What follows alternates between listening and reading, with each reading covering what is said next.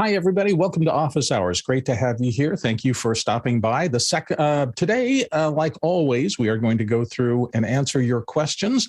If you're watching on YouTube, you can find out more about what we do on officehours.global. Our first hour is a general discussion of production and IT-related topics where we answer audience-submitted questions. The second hour is typically a deeper dive into a topic. Today, we're going to be talking about content rasters. If you produce content, if you work on building things to go out on the internet or broadcast or whatever, the rules have changed. Everything is a little bit different. So we're going to be discussing that today in our second hour. But for now, we're going to be handling questions as always. So let's dive in. Mitch, what have we got today?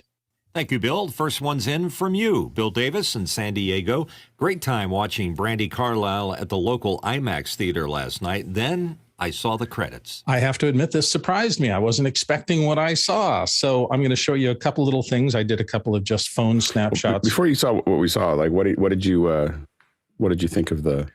It was Tell us about the experience before we get into the part. Fabulous experience. It was super clear, as you can imagine, from IMAX, and you knew it was live because as we were watching the startup screen, you're seeing a bit of Los Angeles, and I'm not sure whether they piped live into this opening slide, but the actual day is changing. So this started about 6 o'clock in Pacific Coast time.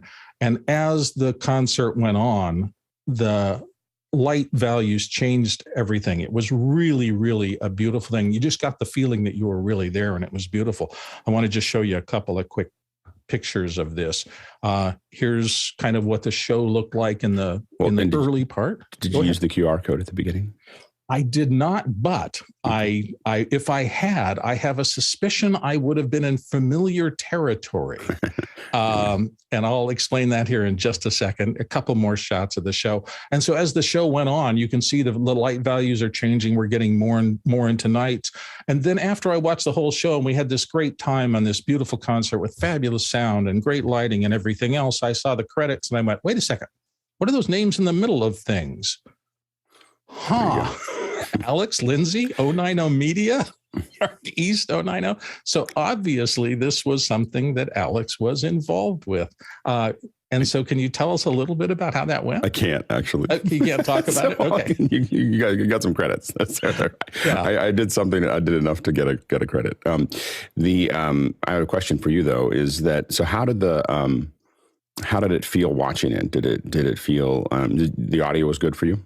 The audio was excellent. The picture was amazing. Like all live mixed things, I think the first couple of things, the audio crew and everybody else, even the switching, were getting their legs under them a little bit. But it was just like going to a concert. A couple of the interesting things in the theater, people applauded at the end of numbers. And you just like they didn't quite know whether they were at a real concert or in a theater, because you very seldom hear people applaud in a theater, but they did. And I think that's a testament to the performer, because Ms. Carlile is a fabulous performer. Also on IMAX, I will tell you, anybody who's a performer out there, there's no place to hide. You literally, that big and that live, any error in pitch, you can just tell this is really her singing, and she's gigantic. And every nuance of the vocal performance just is right in your face. Mm-hmm. So, boy, this is going to separate the wheat from the chaff in terms of the performers who dial it in versus those who are really dedicated to their craft and can truly perform at a high level. It was fabulous in that respect. So, great day. We've got people. So, Alex is talking. You have anything else you want to say, Alex, before we go on? Nope. Okay. Well, obviously he's under NDA, but again, it was public facing and I was there and I took those pictures. So Mitchell, what do you think? The pictures look great. So apparently the image was spectacular. Was it 24 frame or something else? I couldn't really tell. All I know is that it was highly immersive. You could tell it was interesting. They were on the side of a mountain, and part of this is she's doing a tour. And artistically, she's in kind of a nod to the old singer-songwriters. Laurel Canyon, which is where this took place, is a site of people like Joni Mitchell and Mama Cass Elliot and people who were a part of that kind of environment in the early days. So they wanted to make it authentic. Because of that, I don't think they had a huge place to make this production happen. They had a jib, and but even the widest of the wide shots, which I showed you a picture there, was not super wide. So you didn't get that kind of proscenium feeling from way back. And it was very intimate, very close. They had a string quartet with her. The Hansworth brothers, who had performed with her, they're like a team of three, and then 4 or 5 other fabulous musicians. But it really went very, very well. Did you have any problem dealing with the fact that IMAX is a little bit of a closer image as opposed to a wide? No, I really didn't. I think they used the frame really well. They obviously had some set pieces. At the close of a song, they would float the jib down to the pool where there were floating luminarias. And so some pretty things like that obviously they had planned in advance when the song closes. So clearly they were rehearsal and they knew what they were doing. But it's a very quiet and intimate show. This doesn't try to, her music doesn't try to kind of push rock into your face, although there were some up-tempo numbers, but it's quite intimate. And I thought this was a really good venue. So even on this huge screen, they achieved, from my point of view, a good feeling of intimacy. And you felt like you really were seeing the performer in a new way. Courtney? Yeah, I'm wondering if anyone knows what type of cameras they used, whether they used their IMAX digital film camera, or, not film cameras, but the ones that they use on motion pictures, and somehow got a live image out of them, or if they're using just conventional 4K cameras. Or was it, did they tell you what the what the resolution was of the image that you were seeing? No, but it was extraordinarily clear. I've got a note here, single camera telephone. No, I don't think they shot this on an iPhone 14. That's just my guess. It was a huge raster with a lot of detail. And again, you can't hide much. Props to the makeup people and everything else, because there was she sings intimate songs about emotional stuff. So they were not shy about pushing in on her and letting her present her song the way that she does. And it worked really, really well. So, all right. Well, hope you'll enjoy that. I had a great time. And so if you ever have a chance to check out some of these individual concerts, Alex has talked before about just in general, I think I agree with him, that artists, particularly artists of major statures, are going to have less patience for the hassles of multi-city monster tours. And if this is kind of an idea of what you could get from some of your favorite performers, interesting future ahead, and a really good one, I think. Let's go on to the next question. All right, next question is from me. Sony just announced their entry-level cinema camera, the FX30, featuring a Super 35 sensor and an E-mount lens. Many of the same features as the FX3, which I'm using right now, including an identical body. What do you think? Alex? I think Sony's starting to really get into this like sub $10,000 and doing a really good job at executing. I think that I think that if I didn't have to go into a live ecosystem, I'd probably be really seriously considering the Sony as the solution for what I wanted to shoot. It's got a lot of features. The autofocus is going to be better. I think that the color science is still a little bit better than what Blackmagic's doing. So if I was going to just go out and be shooting footage, I would probably be thinking pretty hard between this and the Blackmagic camera. The problem for me is that the Blackmagic sits inside of a larger ecosystem that I need to use, and so it would have to be exceptionally better for me to invest in that. I am right now playing with an FX6, which is pretty nifty, and so in that range, it's a pretty interesting camera. That's the full frame version that's there as well. And Mitchell. Yeah, the FX3, which I have, is a full-frame camera, and this one that just came out, the 30, is a Super 35. So I would ask Alex, where would you use the 35 over a full-frame FX3? Well, interestingly enough, in a lot of live environments, 35 is a lot easier to work with than a full frame, because the full frame, just the depth of field, you start running out of depth of field. I mean, you can always close down the lens, but you're now closing down that light to get to the depth of field that you want. So it depends on how much light you have and what you can do. So, the Super 35 is a pretty good size for your general purpose production. The full frame, though, if you're doing to a larger screen, if you're doing it to if you really want that real short depth of field that it affords, then you have that opportunity. And there's also a larger sensor. Significantly larger sensor means that oftentimes that the sensor sites are a little bit bigger as well, which means you're going to get a bit better low light performance as well. So there's a couple advantages there. And yeah, the interesting thing is I believe the FX6 and the FR7 are the same sensor size. So it's, if you want to, you can, if you wanted to use FR7s but have a handful of operated FX6s, a handful that were operated by a person, you would use the FX6. And Mitch, did you have another comment, or did you get them both? Yeah, it's interesting because Ari just announced a Super 35 camera that's their live camera. More expensive. Yeah, it's a live camera. The FX30 is about just under $2,000. So there you go. Yeah, I mean, it's, there's so much to all these cameras, that make them work. And so the the ARRI version of it, or the ARRI version of it, is Super 35, but it's really built for a live pipeline, and it's got a lot of subsystems that are not available inside that little, so just the sensor isn't enough to make the decision. The ARRI, color science, in my opinion, is still the best of all the cameras.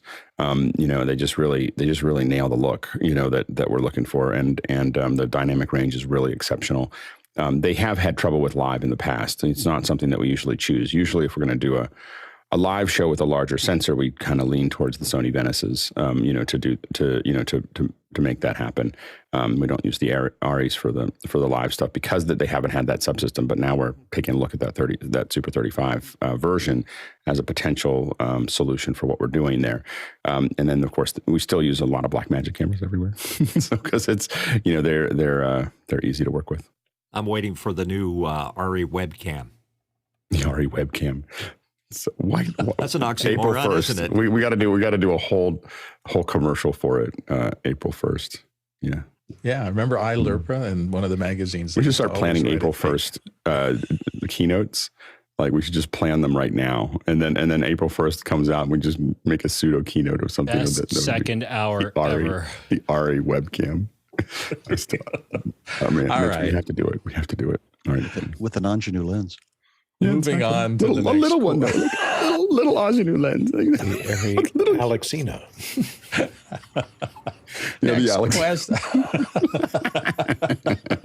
I'm losing control, which is fine. Let's move on. All right, moving on to Paul Valhus in Austin, Texas, asking, are all office hours folks in Florida safe and accounted for this morning? Excellent question, Paul, and thank you for doing that. We talked about it a little bit during the pre-show today, and everybody that we know of has checked in. We haven't missed anybody. I'm not sure. I haven't heard from any of my friends. The people who normally now, after some sort of natural disaster come through, there's a thing where people will just say, I'm checking in and I'm safe. And I've gotten 3 or 4 of those from people that I know in Southern Florida or around that area. Harshid, I think we were talking about today, we haven't heard from him particularly, but he's a good little bit away from where the storm track was. So our fingers are crossed for everybody. I know there are a lot of people who are having difficulties this morning because of that, and our hearts are with you. But hopefully everybody in the emergency system is responding well. And if you're having difficulty, it'll get fixed as soon as possible. Let's go on to the next question. And it's from Joaquin Matus in Imperial Valley, California. Is there any way to prevent a MixPre from splitting files every 15 or so minutes when recording in 32-bit float? And Courtney's going to help us with this. I'm not sure. It may be how your media is formatted. If you format it, and make sure you format your SD cards inside the machine. If you use FAT32, that might limit for the format of the SD card. That might limit you to 2 gigabytes or 4 gigabytes in file size, which would limit the size of the file, just to keep it so it can be transferred easily to all media. But I wasn't aware that it limited it to 15 minutes files in 32-bit float. Maybe. That's kind of interesting. We've heard of video cameras being limited for tariff reasons in terms of the amount that they could record in a single take, but I never heard of that for audio. So interesting. I know more than that. Okay. Yeah, I think it's a file size issue, and I think it probably is the format of the drive. I haven't ever had it do that, so I don't think that that's a normal behavior of it to split every 15 minutes. But we'll do some tests. I'll reach out to some folks, but I don't ask that question maybe in a day or two, and we'll see if we can't find the answer for that. Maybe he's thinking of not 32-bit float, but 32. FAT32, which is a limited file size. EXFAT exceeds that limit. If you format your cards with EXFAT, it shouldn't have that problem. Yeah, that should be up to 4 gigs. Is that right? I think that before it starts to split. Is it 4 terabytes? Okay, I think so. Yeah. So the answer probably is to try formatting a different card in a different format and see if that helps break the limit. Maybe that's the quickest way around it. Next question. Brian Becker from Charlottesville, Virginia. What skill set do you look for in an excellent teleprompter operator? What gear do you generally expect them to provide? If only we had somebody on the panel who had extensive expertise in teleprompting. Courtney, why don't you go ahead and answer anyway? I wish I could find some new teleprompter operators. The skill I look for most is that they pay attention. Paying attention is the most important part of a teleprompter operator's skill set.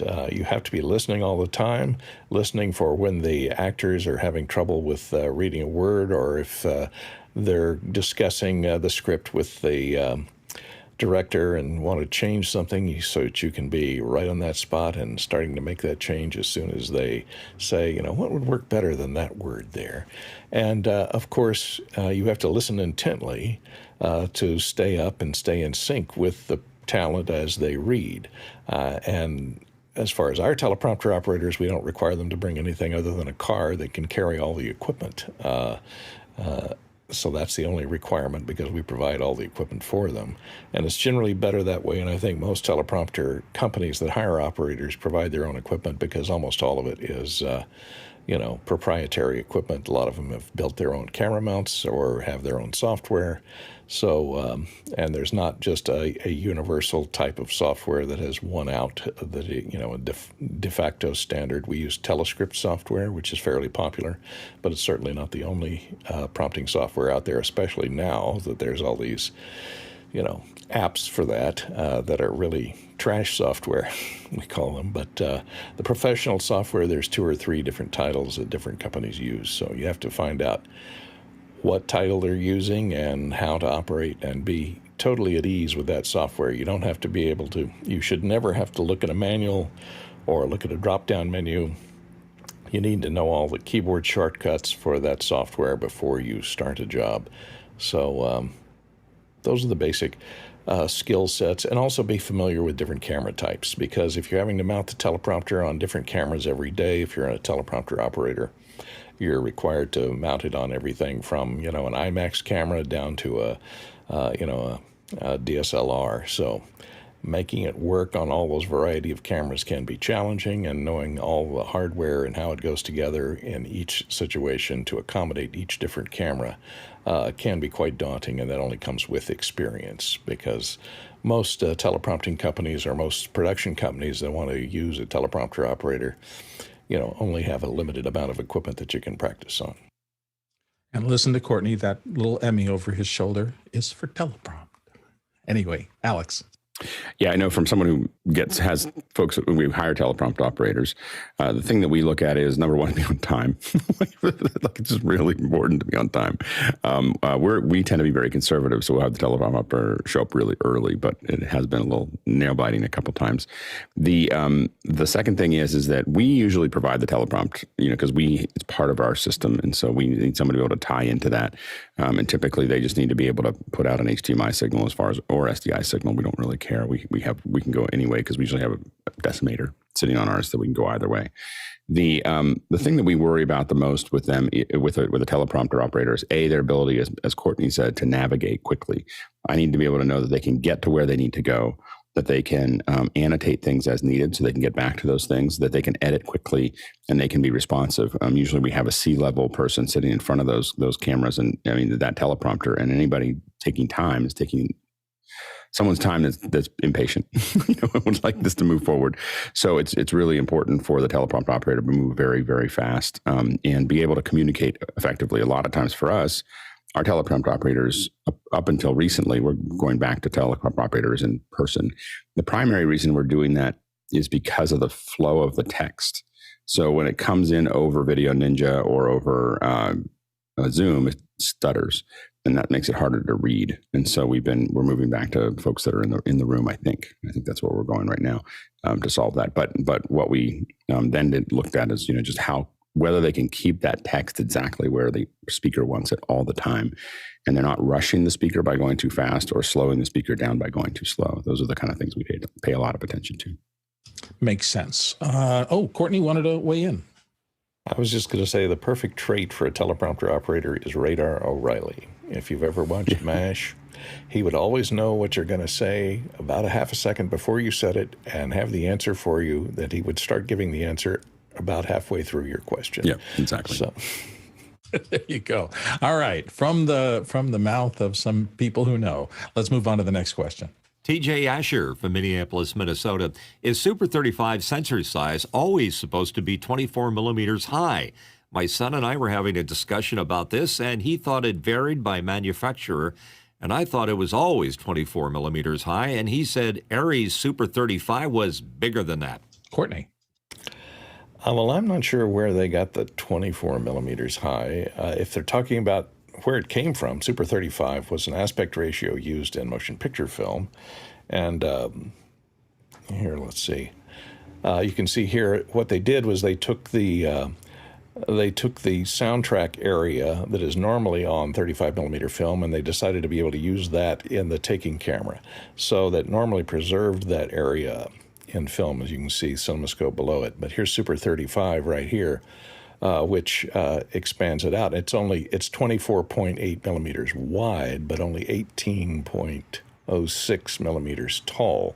So if they're preserving that particular aspect ratio, that particular image size, as far as calling that sensor size in a digital camera, Super 35, I would think they would stick to those dimensions. But, it may just be the aspect ratio that they're talking about and not necessarily the actual sensor size. But I thought it originally came from the actual sensor size based on 35 millimeter film. Okay. Mitchell. Yeah, I thought it also had something to do with how it crops on the sensor, depending on how you're shooting with the camera. So it may be that there's a less of a crop on an Arri versus another camera, which might have to do a 1.6 crop, for example. So is Super 35 a ratio or an actual size, I guess is what we're trying to figure out here. Courtney? Well, like I say, based on 35 millimeter film aperture, it was an aperture size. The ratio could vary within that aperture size because they could shoot widescreen format, which they would crop and use 3-perf pull down instead of 4-perf pull down. And they would use spherical lenses with Super 35 instead of anamorphic lenses to get widescreen. So they could take a widescreen image out of that Super 35 original aspect ratio and have some way to go. So they'd have slop in the top and the bottom. And so they could pull a 1.85 aspect ratio, or they could pull a 2.35 aspect ratio, which is CinemaScope, with flat lenses, with spherical lenses instead of anamorphic out of that. And it was a cheaper way of shooting if they do 3-perf pull down, sometimes called Technoscope, that was used for many films, especially Italian spaghetti westerns and so on, to save money, because they'd save 25% on their film stock by using only 3-perf pull downs. You're starting to get a good look on why this stuff is so confusing technically to so many people as you're trying to learn what you think might be simple, hardly ever is. Next question. Grant Whitehead from Adelaide, Australia. Grant asked, at an in-person event, I need to give keyboard and mouse control of main and backup on stage, but need the computers at control. Recommendations for KVM over distance. Alex. Over a small amount of distance, Geffen makes some pretty good ones that you can do over Ethernet, and they work fairly well. I think we've used them for a couple hundred feet. But that is, that's about as far as those will go. The industrial version of this is the IHSE, ihse.com. You go there. That's what we use for productions. And it's just all the different kinds of KVM, and all kinds of other transport. And it can be over fiber, and you can have a box or a rack that has all kinds of different versions of things that you need to pass from one place to the other. It's not the most cost-effective solution, but you'll find that if you need it for an event, this is, for instance, in a truck or a large facility, you might have like an EVS somewhere in the building, and somebody's got a controller somewhere else. And I think that's RS-232. That, along with KVM, along with a couple other things, might be sent. And usually, we're using boxes like these to get those signals in this. And they have slots in them so that you can kind of build up. I need this box to take this, and this, and I need it to come out somewhere else on the other end. They're really effective. And Peter. Well, I can't speak for event control, but I can speak for managing large data centers. We would just simply have another computer at the other end that's we VPN in, that then we could reach out into the data center. And I think you're doing some of that today with some of your stuff you do at distance. And the big thing for us is that we can afford, generally, when we're using the ISHE, I always get it messed up. When we use those, we're looking for like zero latency. So it has to feel like you're looking at it and working with it. All right, fair enough. Next question. Harshid Trivedi from Daytona Beach, Florida. How do most journalist reporters protect their gear in weather situations? There you go. And Harshid, we were just chatting about you offline, and so we're assuming that you're in good shape, and I'm glad to hear that you're popping questions in. So Alex is going to start us off here. Yeah, I mean, in a pinch, trash bags. All of us have used trash bags at some point. But most cameras have kits that are built. There's a Porter Brace and a lot of other folks build things that have Velcro, and they're designed for that camera, and they fit like a glove, and they go over it, and they give you kind of where your hands need to go in and make it all work. And so there are definitely cases that are designed, or basically jackets that are designed for your cameras that a lot of broadcasters use. But we've all been in a position where we've just thrown a trash bag in and gone out and shot what we needed to shoot, because we were in a place where there was news happening and we weren't prepared. If you can find the clear trash bags, they're really good because you can actually see controls. Yep. Sky? Well, yes, I was going to say Porter Brace is what the reporters use that I worked with. And again, as Alex said, they also have the see-through function in there, so you can see, have a plastic see-through capability on the functions that you need to see. But I've also used Ziploc baggies as just a quick grab it quick and make it happen. The thought I did have is, with this water-resistant cell phone technology now, I'm wondering how many of the reporters are now using that as their go-to. Interesting. Courtney? I was going to mention the clear trash bags. Is make sure you get trash bags, get the clear ones. That way you can see through them, and you can see, when the little lights are warning you things are getting too moist.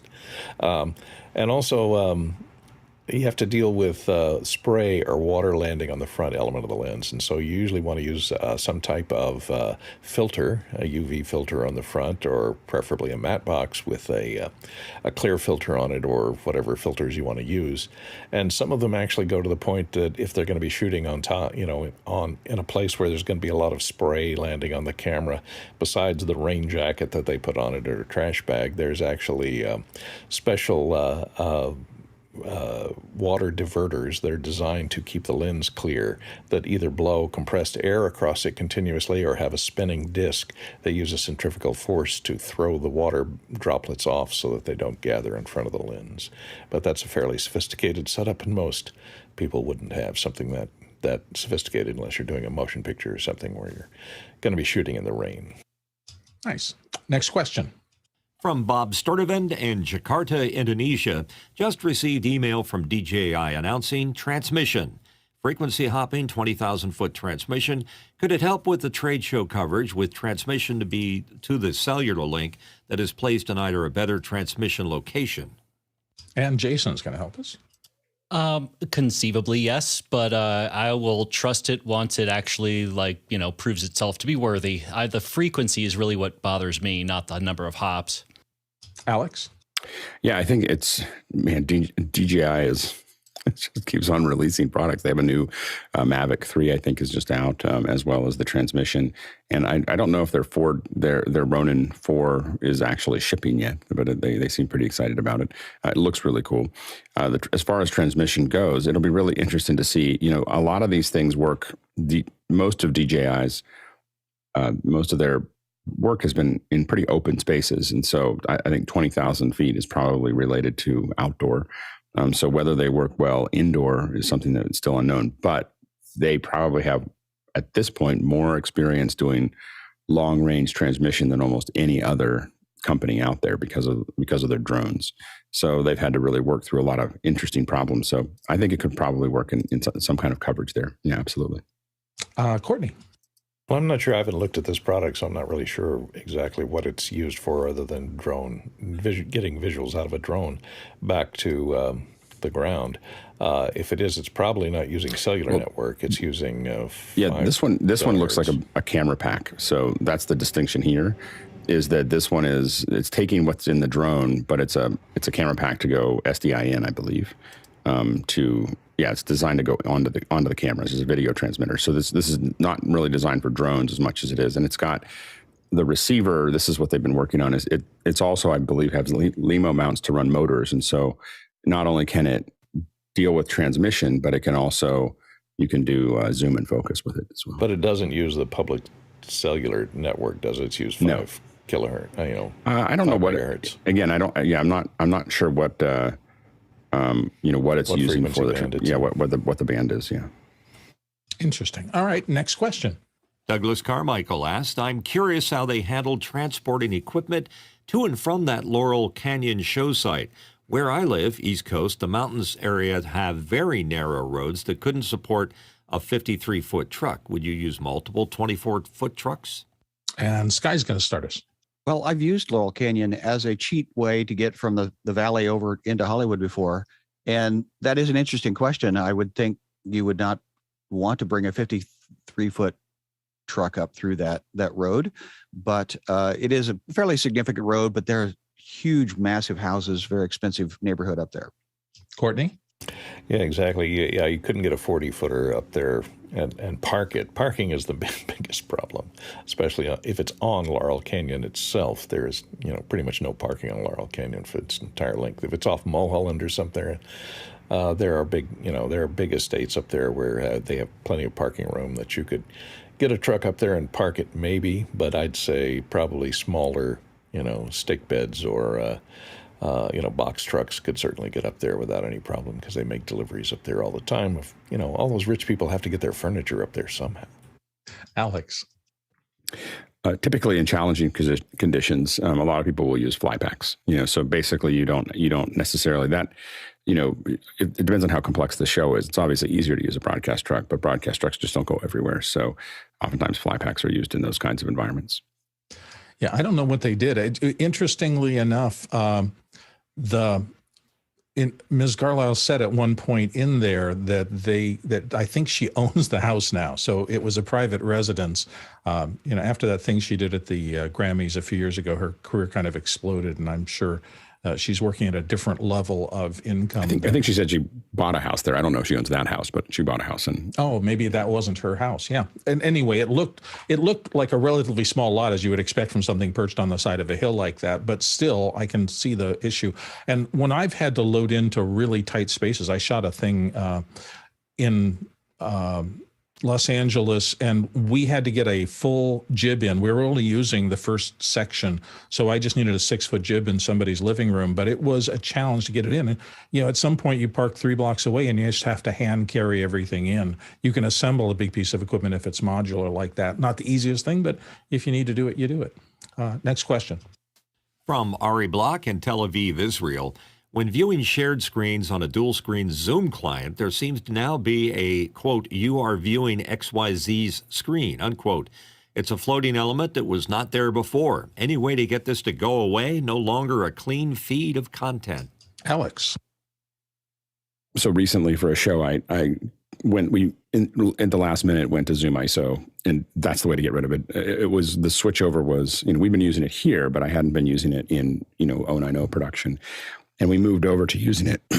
You should never screen scrape. Like, I'm just like letting you know, like that's like as soon as we moved over, the amount of control we had was incredible. And you can keep on trying to figure out how to do a debris free, whatever. But I would highly recommend just getting Zoom ISO for this if you're doing production. It is a production level. It's the grown up way to get stuff out of Zoom. And I admit that I took a long time holding out until this week or last week to move over. And while I was doing tons of R&D, I was like, well, I'm kind of waiting for the return audio and return this and that. But as soon as we moved over, just the level of production quality that we had, I mean, it's better frame rate. Like literally coming out of the HDMI, we're getting higher frame rates, and the failure behavior is much more, it's not going to, we had a low bandwidth issue. And so the failure rate just goes black or goes to a frame or whatever you want it to do. But if you're using Zoom in production at this point, you should consider Zoom ISO as the solution for that. It's not using the screen. I wasn't this ardent about it until I started using it and really using it in production. And it was like night and day. Like within 15 minutes, I was like, what was I thinking? So I would highly recommend doing that. That's the way to get rid of the debris. Next question. Next question in from Bob Sturdivant in Jakarta, Indonesia. Bob asks, anyone using Audio Design Desk that has found a way to change time signature in music piece, trying to create something like Classical Gas by Mason Williams for you old timers. Oh, I remember that. Great piece of music. Alex? I have a project coming up and I'm going to try to use Audio Design Desk, but I haven't been able to play with it enough to worry about whether I had the right time signature or not. Like I've just been playing with, this looks good. So, but come back to us with that question if you don't find an answer. And if you find the answer, come back with the answer, please. But we haven't had to deal with that just yet. I can't remember what the time signature was. Was it just straight 4/4? But maybe I'm wrong. Maybe it was in one of those odd times. I think it's 4/4. Yeah. Yeah. Interesting. Next question. Douglas Carmichael. Many office hours panelists have used the Blackmagic Pocket Cinema camera as the main camera in their studios with an A10 Mini. With the release of the FX30 at US $100 less than the Blackmagic Pocket Cinema camera 6K G2, would it be a better choice at that price point? And Jason's going to start us, and then Alex. Jason? Not even a little bit, and it's because you can't control it. And Alex? Yeah, I mean, if you weren't going to use it for a live environment inside of a Blackmagic ecosystem, I think that the FX30 might actually be a better choice at this point. I think that there's a lot of things within the color science, there's a lot of things about it that give it an advantage, but the overall ecosystem still leans towards Blackmagic. And the other thing is that having an open architecture or more open architecture, not completely open, but more open to the phone, means that other things are being added or can talk to the camera in a way that you're not going to get from Sony. And Mitch wants in. One last thing on the Sony FX30, 2 words, autofocus. I mean, that's one of the big things. I mean, it is the autofocus on the Blackmagic is really designed more like a film camera, which is they're expecting somebody to control it as opposed to someone kind of doing it on their own. Most filmmakers don't consider autofocus to be a professional feature. so that's not something that they look at, but there's definitely tons of advantages, especially if you're shooting for yourself or shooting other things like that having a great autofocus is super useful. Yeah, I don't think most film workers would be using the Blackmagic camera. Oh, they do. Yeah, absolutely. The funny thing is that we talk about price. My brother works on a lot of films, and he they use the Blackmagic cameras as crash cameras. So they're putting them in situations where they're not going to come back out. And so that's how they put them in front of cars and other things. About a vulgar display of power. Yeah. Well, because they're shooting. He said you can intercut it with the areas with color correct and everything else. It's just that. But they use them they use them as disposable cameras. That will stunt cameras. Yeah, they call them crash cameras. Well, anyway, yeah. So that's sad when my aspirational camera is somebody else's crash camera. Yeah, exactly. Oh well. Next question. Sky Gleason from Seattle, Washington asked, YouTuber Casey Neistat is moving back to New York City from LA and has started creating more YouTube videos. Would you take his masterclass? Casey Neistat. Let's go to Sky. Well, I was introduced to him by a professor from UW here, University of Washington, and a gentleman that works at Microsoft. And early days of YouTube, as personalities, Casey was very popular and was producing things on a daily basis. And he's been in Los Angeles now for about 3 years, and he and his wife decided to move back to New York. And all of a sudden, there's videos showing up of his exploits and what he does. I realize also he's also promoting his masterclass, which he's happy to sell and teach you how he does his thing. So I'm just curious if anybody else has heard of him. What's his influence? Alex. Yeah, I think that a lot of the YouTubers that have a lot of a large following, one thing you learn when you talk to them is that they definitely know there's a science to it. Like, they're not just throwing up videos. And so getting some input from someone like Casey would probably be a really good thing. I don't know how much it costs or what it's worth there, but I'm sure he has some tips and tricks that are useful. There you go. Next question. Tony Mobley in Nuna, Georgia. The concert that Bill shared at the beginning of office hours today is a good example of hybrid virtual events. Alex? I would say it's a good example of a digital first event because there's no audience. There was no audience up there. You never saw. There was no audience for her. So it is an exceptional example of why digital first makes sense, because the only thing she has to worry about is the online audience, not having to try to play to two different groups at the same time. I concur, and I was watching it. It was interesting, particularly the number of extreme close-ups that they did when Ms. Carlisle was singing. You got really close to her, and I would imagine there was a jib involved that would have blocked a lot of the audience being able to see her. Basically an audience in the show just completely ties you down. Like, it just means you can't. There's camera shots you can't have. There's audio things that you can't do. There is all kinds of things that just really not. It's not a good experience unless you decide the people in the room don't matter, and then you can do whatever you want. Stefan Fischer.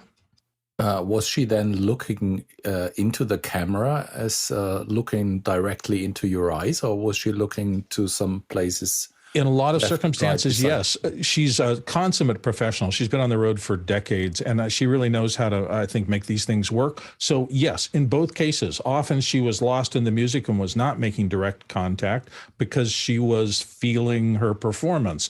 At other times, when she had some point she wanted to make, or there was something about a musical moment, she would look directly into that IMAX camera. And even in that huge thing, it was very compelling personalization. You truly did, in that kind of circumstance, feel like she was really looking at you as an audience member and trying to communicate directly with you. So it's a very powerful thing when it's done well. And she did it extraordinarily well.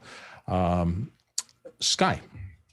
Well, as you stated, Bill, as a consummate performer, professional, and with tons of experience, she understands who her audience is and when. And also, she's probably been in a studio doing a record album, knowing that she's selling it to the microphone, that you're going to be consuming her material later. So I know as a performer, it's a different energy being on a stage versus performing for a camera, but you can do it. It's just a different intimate performance with the lens versus the feedback you get from the energy of a live applause. So that'd be fun. I'll also say that IMAX format, having her performing so big, and when they did go to a close-up, they didn't do all close-ups. It wasn't just her giant head floating. But when she was singing, particularly complex riffs, runs, and things like that, you really got a sense of the masterful control over her voice that she has, because she has pretty wide range and knows how to use that range. And it's really fascinating to be able to see in that much detail a really good performer perform. Did she often close her eyes and go inside her own head? So she She's quite an emotional performer. She doesn't. It's really fascinating. I could talk for hours about that because I really admire her. Since I saw that Grammy thing, I just really admire her performance ability, and it was showcased brilliantly in this. I was really glad I got a chance to see it, because it was like taking a little master class on a performer who is so sure of herself and has the talent that she could go into that format where every single thing possible is witnessable. Well, in that case, kudos to the director or whomever, chose the camera angles, because they were the ones that were capturing her moment. Yeah, I believe that's what we're after, is the moment. A fellow, but he or she did a great job. It was fun to watch. It was something unusual. I hadn't seen anything really like that before. I've seen a lot of IMAX performances, but this is a new kind of a thing for me, at least as an audience. Mitch Hill. Yeah, wouldn't it be cool at the beginning if they said something to the effect, feel free to respond to the performances, we'll be listening. And if they were able to get some of that back on a back channel somehow, that would make people in the audience in the IMAX theater feel like they were participating in a more direct way. And it would be nice feedback for her while she's performing. Well, I showed that QR code at the beginning, and I will say that having the Makana back in, part of the conceit of the show was there was an old-timey telephone on stage on a stool next to her, and throughout the show, people, the phone would ring, and she would make a little joke about it and pick up the phone, and it would be her wife and reading through the comments that were coming in, and then she could address those. And that was, Alex has talked about this connection to performer, and the people that she was connecting with, I think, really got that sense of, I could put in a question and she could answer it live here. And matter of fact, part of the polling that they did through the use of that QR code was what will be the last song.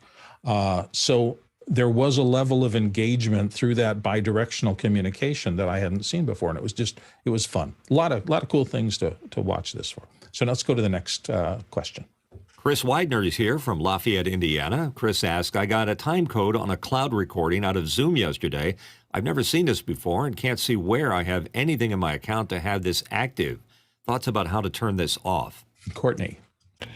What are you playing it back in? That's the question. If you've downloaded that video or streaming that video with VLC or something, maybe that is what's displaying the time code. There is a way to turn it on and off the time code display. It's under advanced preferences in VLC under video, so look it up in the instructions there.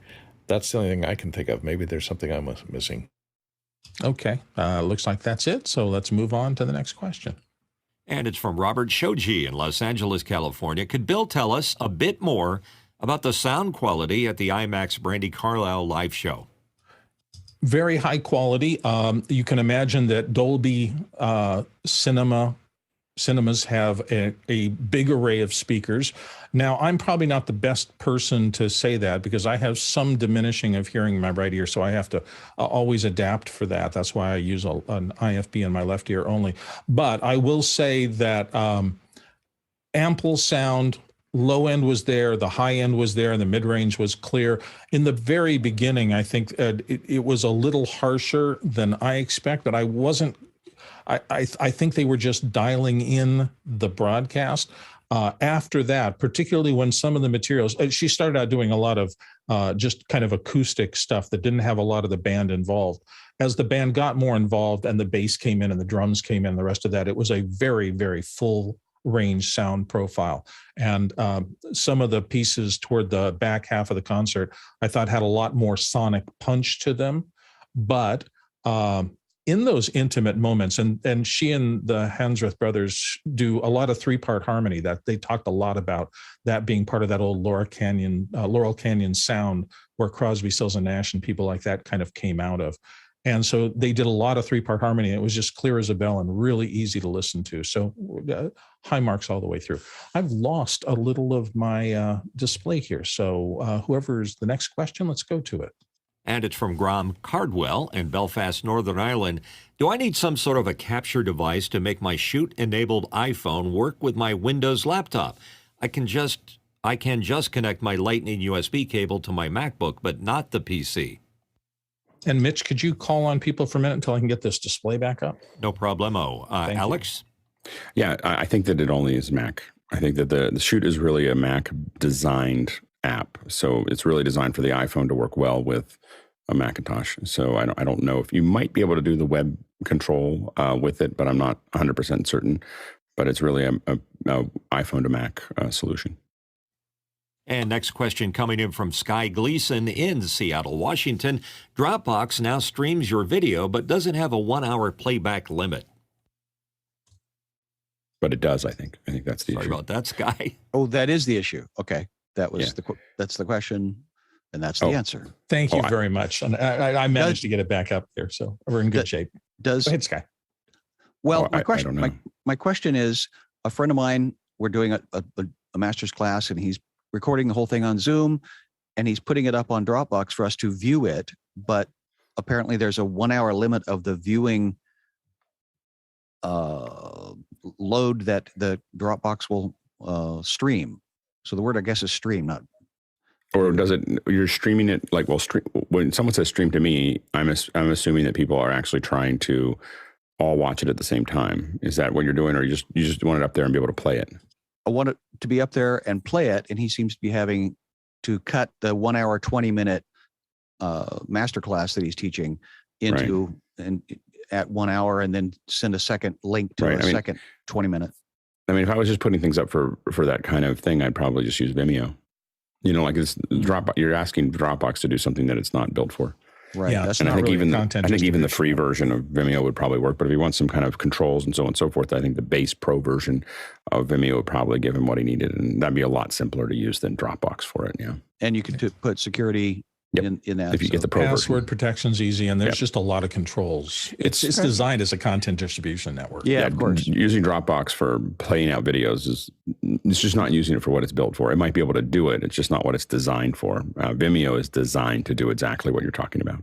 Correct. And that's, again, working with somebody that doesn't do computers every day. So that's where. But Vimeo is the right solution for that. Yep. Or, I mean, the higher end version would be Frame.io, but you can clean up and make it really look like something with Vimeo. You know, it's designed to distribute this. It's designed to do exactly what you're trying, and you can keep growing into it to all the way up to over the top apps. You know, so it's the right. I think it's the right solution for what you're trying to distribute. I don't disagree. My question, I guess, was going to be: is Dropbox trying to get into the streaming? Because I have never streamed from Dropbox. I didn't even know it was possible. Yeah, I mean, you can play. You've been able to play stuff from it. I'm sure that they're trying to get into it, but you're again, it's the wrong tool. There's a great. It's not going to be the right tool anytime soon. Copy that. Yeah. Next question. Paul Valhus from Austin, Texas asks, YouTube wants a piece of TikTok action. So it's getting out the checkbook. The most popular creators on YouTube's TikTok clone, YouTube Shorts, officially will get a cut of the pool. Should office hours do shorts and get in on the action? Alex. Yeah, you'll find that I don't rush into anything very much. So I'm not sure. So we'll, we're definitely paying attention to it. We may be doing some shorts in the future. We just have to see how that kind of pans out. So, but I think that we do want to do more of that. What we want to get to is 2.5 first. So I don't want to start doing too many things. The other thing is that a lot of the, obviously the shorts are on the 9:16 aspect ratio.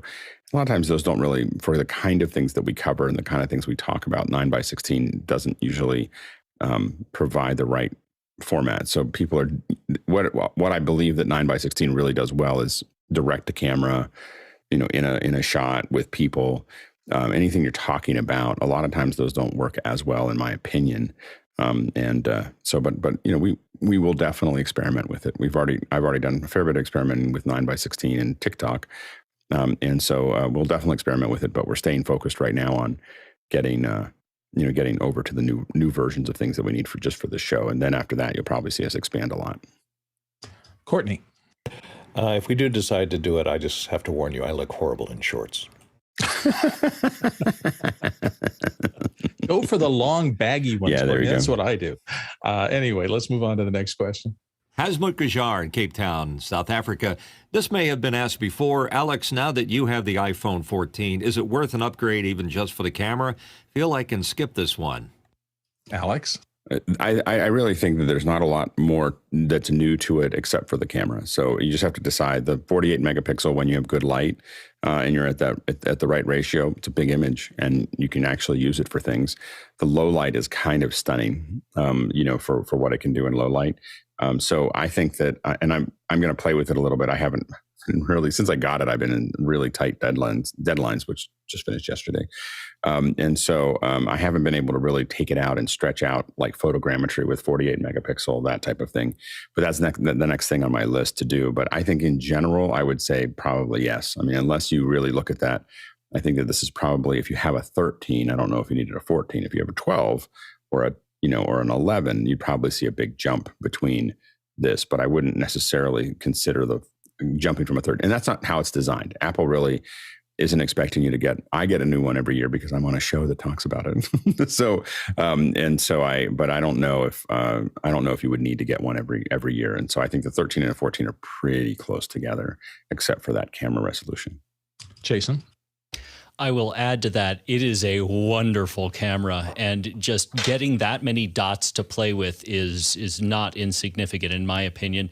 And because I too have that easy out of I get a new one every year because it's my job to know every facet of these things. Boy, is it great. Courtney. And a lot of people apparently are taking the same avenue and saying that if you have a 13, probably not really necessary to upgrade because Apple has canceled further a lot of the production on the 14 because it is not selling as well as they expected it to, so they're cutting back on production right now. Another thing that several YouTubers that have done teardowns have discovered is that the 14, if you're going to think about having a third party repair it, think again, because Apple has once again locked out anyone changing most of the components with even authorized Apple components from another phone. It won't work unless you have Apple put the magic voodoo in there and authorize each individual part for that particular phone. All the individual parts are tied via serial number or somehow, some kind of lookup table to that particular phone. And if you replace it, even with a genuine Apple part by a third-party person that doesn't, install the magic Apple voodoo, to authorize it, you'll lose a lot of functionality of the phone. So beware of that if you're thinking about having a 14 repaired. Alex? Yeah, I wouldn't ever have anyone other than Apple repair my phone. And in general, the phone has become a reservoir of an incredible amount of data, and I wouldn't put it. I would think twice about giving it to Apple. Probably just buy another one, but you just have to be very, very careful with who has access to your phone now. You'll notice that that's the demarcation for Apple, and that's why all this stuff is so tied down. Is because they don't know where else someone could find a way to get into the phone. And right now their whole business model is around being able to do banking and being able to have your health data and all these other things that are tied into it. And that means that the phones will become more and more tied down, in my opinion. Mitchell. I'm beginning to wonder. I mean, I have an iPhone 6S and I'm a happy camper with that. But I'm beginning to wonder. An iPhone 6S? Yes, I do. I love it. It has a headphone jack on it, by the way, Alex. There you go. What I like about it is it works great as a phone. What am I buying a new phone for? For a camera or a phone? Okay, camera. That's what they say. It's a pocket camera. Like it's just a pocket camera that is. That's all I think about right now is I have a camera that can answer calls every once in a while. Well, that's why I still have the 6S, I guess. Yeah, it's so great to have a camera in your pocket that can shoot the kind of shots that this does.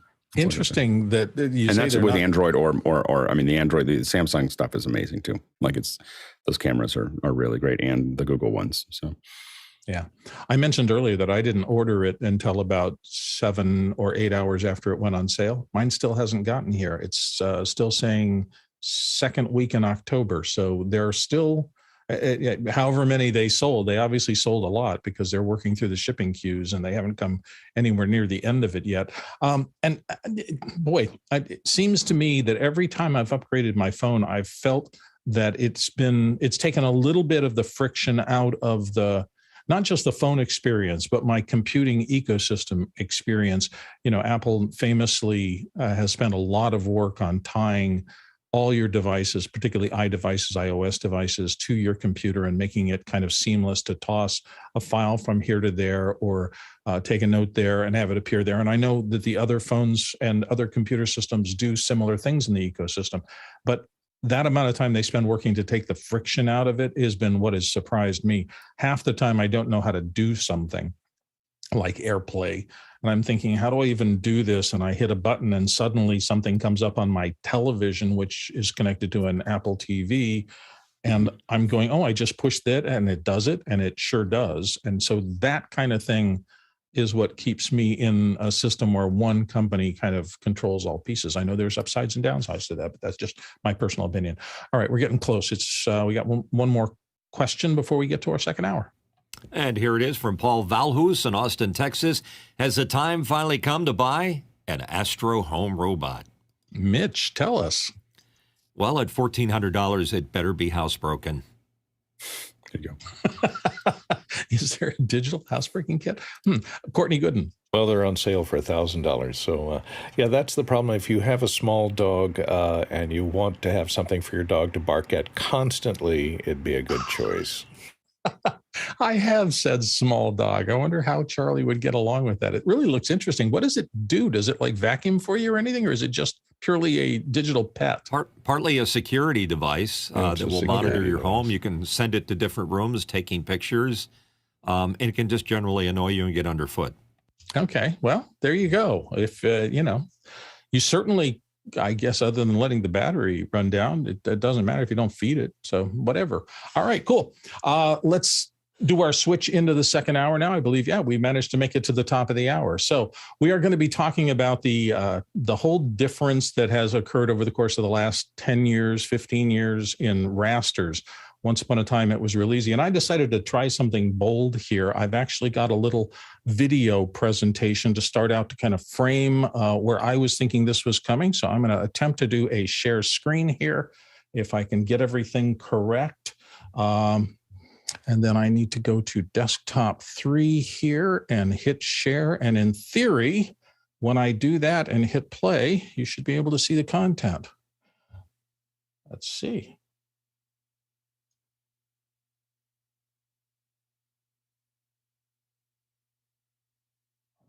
Should we hear something?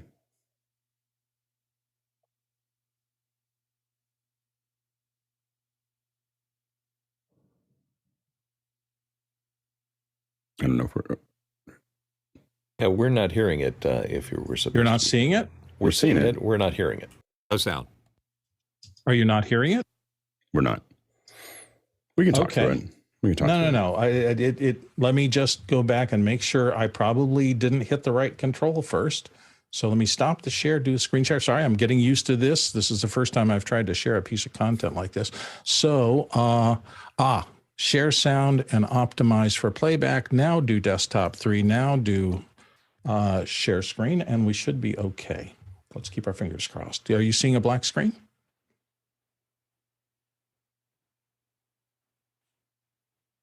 Yeah. Not yet. Okay. Not yet. Okay. Stand by. If this doesn't work, I'm out of here and we'll go back to something else. But there we go. And here. Once upon a time, video was easy. TV was 640 by 480 and the world was all butterflies and sunshine. Then, first 16 by 9 invaded, and while our old TVs started getting pushed into the trash heap of history, at least it was widescreen, kind of like movies, so we at least kind of understood that, until we noticed we didn't, because movies are actually all over the map. They've been messing with screen ratios forever. Widescreen, 21 by 9, Cinerama, IMAX, and wait, what? What is this? And then smartphones really started messing things up. They got 16 by 9 right, because held sideways, they were great. But people didn't want to hold them sideways. They wanted to hold them in one hand and poke at them with the other. So the two most initially loathed words in the video production world became vertical video. But of course, once that dam broke, no going back, Bucky. Look at this mess. Here's a 16 by 9 horizontal. Here's a 16 by 9 vertical. What is this? It's a square. So this is safe, right? No matter how anyone holds the screen? Well, yeah, but if that's all the raster you give them, and they still have to show a 16 by 9 or a 9 by 16, it's tiny video land. You want to watch those cowboys in intergalactic space on this? I don't. It's worse than a 21 by 9 movie shown while holding the phone wide. Now, don't you dare rotate that. And of course, to add insult to injury, clients started asking content creators to make content that works for both vertical and horizontal. Are you nuts? But the truth is, if you want to play in the new video content wars, suck it up, Buttercup. This is the stuff you've got to know. So that's what we're going to talk about today. I guess we need to call it raster mapping. Hopefully that came through. Okay, let me stop sharing real quick and see. It was my first experiment with doing a small piece to see if I could play it back in there, and hopefully everybody was able to see that. Am I back to normal now, and is everything set up where it should be? I hope so. I'm going to go to questions immediately now. So that was just a kind of a framing the issue kind of thing.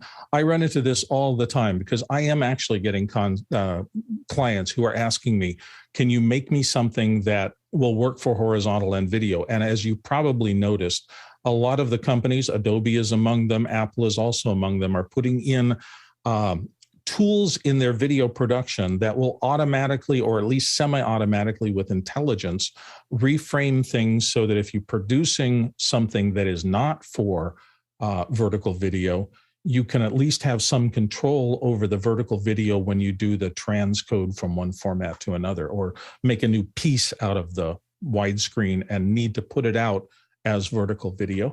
So that's why I thought this was a worthy topic to discuss. How many different things should you think about when you're planning your video work, and what is important? Mitch, you had a question here in the beginning?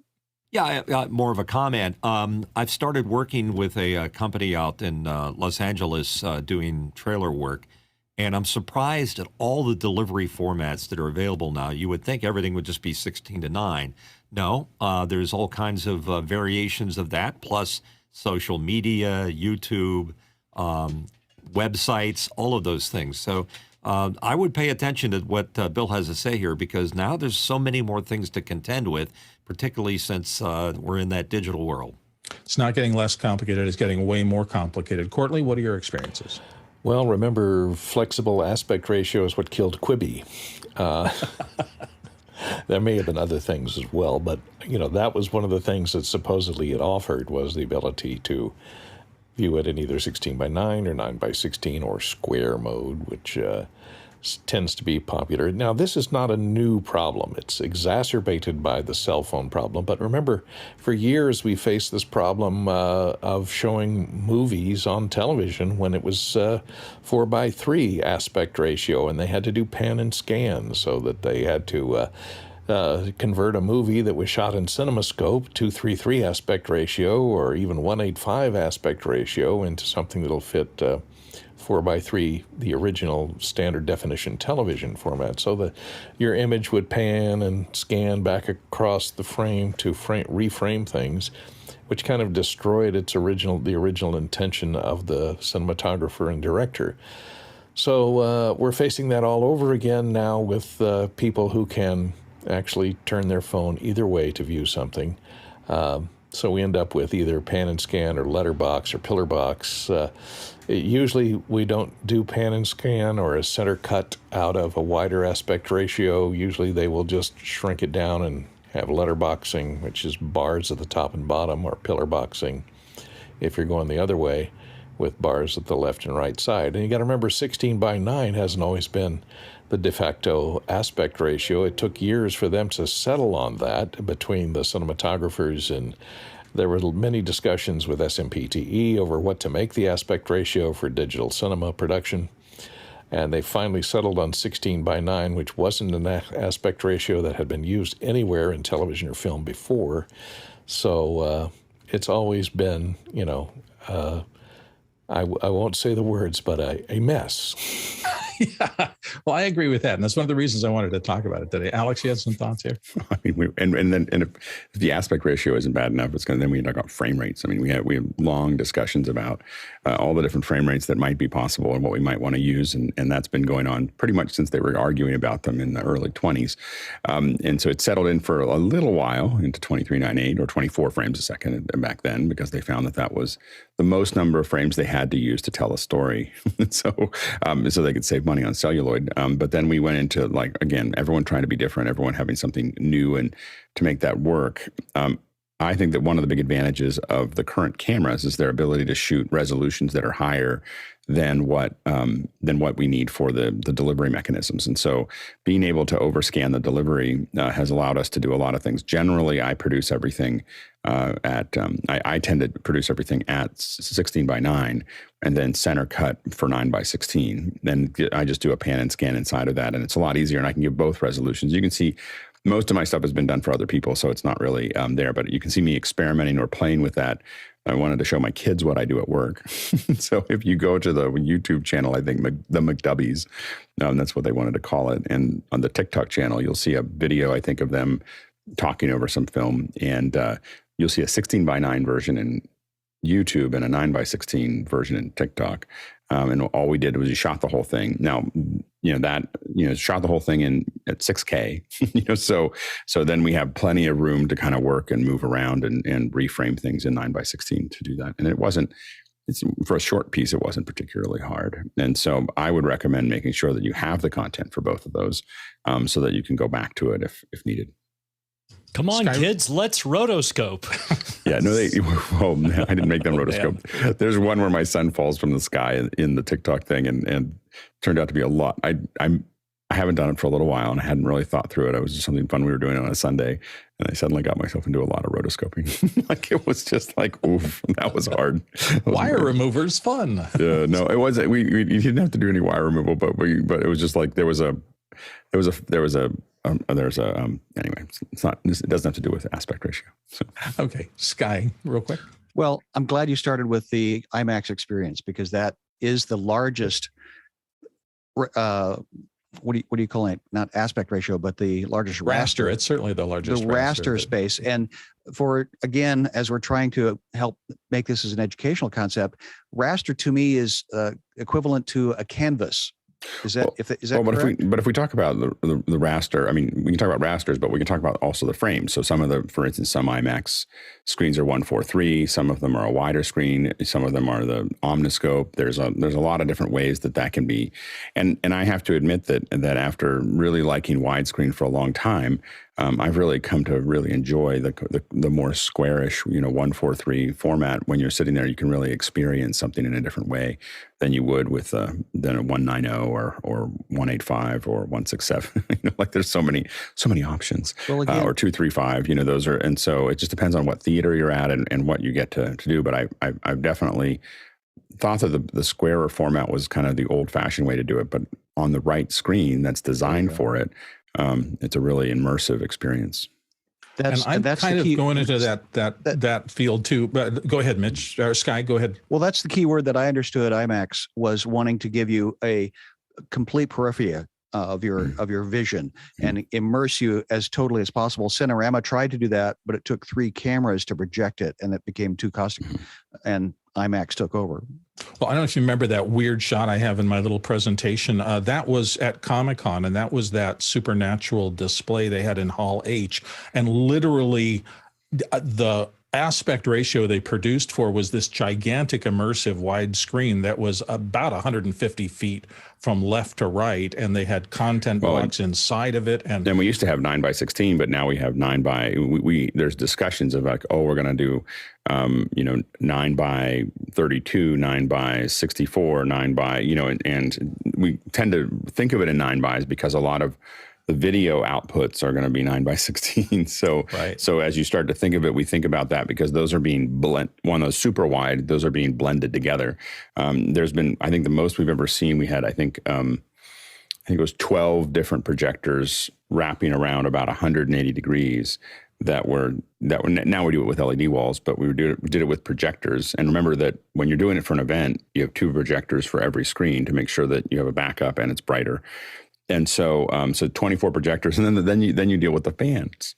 So to get that to generate that. Now we're getting a lot more of that with LED walls where we get those. And the problem we get into, this gets back into the hybrid event problem, is that we build these super wide experiences, but what do you show to the online audience? Like you can't show them a 9:128 or 9:64 and have them actually read it. So then you have to build all your decks in a way that are 9:16 and this stretched out version. And it just becomes a really cumbersome experience. It's getting more complicated. Mitch, you want to toss in? was doing some motion graphic bumpers for a theater chain for their IMAX theaters. And it was one thing to experience the work when you're flying logos and doing special effects on your screen system where you're doing your After Effects design. But boy, when I went into that theater and previewed the test footage that I had done, it's a whole different experience. So I agree with Alex, that square experience, the way things move on an IMAX screen, you just can't simulate it on a monitor in front of you. You have to go to the room and see this thing at a huge aspect right there in your face. It's very interesting. Courtney? There aren't many of them left, but remember IMAX had the OmniMax theaters. There was one in San Diego at Balboa Park for a while there, which is IMAX film projected through a fisheye lens onto a hemisphere, onto the inside of a half of a sphere. So that totally envelops the audience. The projector sits in the middle of the audience and shoots out and fills your entire peripheral vision with an image. But it's fairly hard to create a spherical screen without seeing seams in it. So. Yeah, and that Fleet Theater, I think, did mostly educational stuff. I know they did a lot of astrophysics kind of thing because it's beautiful for looking at a sky. There's actually there's a film festival for the Dome experience that actually happens in Albuquerque, in Jason's backyard, and that I've actually been to, and it's really fun. That they have all these these Dome experiences, and a lot of them are planetariums and so on and so forth that do it. And now that the resolutions got a lot bigger, one of the things that became easier is they didn't have to do multi-camera and stitch them. They're just using 180-degree lenses on top of high-resolution cameras, and they're able to get that footage all at one time. The production for those is really hard, though, as Courtney said, because we take advantage a lot of, line of direction keeps it straight for the viewer, but it also keeps us from being in the shot. So when you start shooting 180 degrees, and you have this problem now, a lot of times with a lot of the domes, when we're talking about aspect ratio, domes are an entirely different aspect ratio that you're thinking about there. A lot of them get leaned forward just a little bit, and that buys us a lot, actually. So they get tilted forward about 10 or 15 degrees, and so when you're sitting there, it's a little higher on one side than the other, and it is designed to be usually some orientation there. And it's probably a good second hour. Someone should put something in there. Dome production I find fascinating, and it is a it's something that people really enjoy. Like, I think that we're talking about 9x16 and 16x9 and 235, and we did a 360 production for a wedding and put up a 16-foot dome. Nick Justin, who's sometimes here, put up one, and the line to sit in a couple bean bags and watch some not very well shot. I mean, the footage back then was pretty grainy and everything else, but in 360, the line was 45 minutes. I had to put a little bar there so people could get more drinks while they were just sitting there talking to get into there. So, when we think about aspect ratios, being creative with those aspect ratios sometimes can be a lot of fun too. Mitch, do you have a last comment before we try to get back to helping people with these typical ones? Sure. I don't remember exactly the aspect ratio because I was a young child in 1962, but being at the World's Fair, there was a video presentation I distinctly remember, or film presentation, that wrapped around, and they started out with a roller coaster, and it was so immersive that I threw up. Ooh. And so it made I do think actually ill. To Mitch's point, though, I think that there's some opportunities to do now 180 degree at 120 frame per second. And I do think that would be I think we'd have a lot of Mitchells having issues.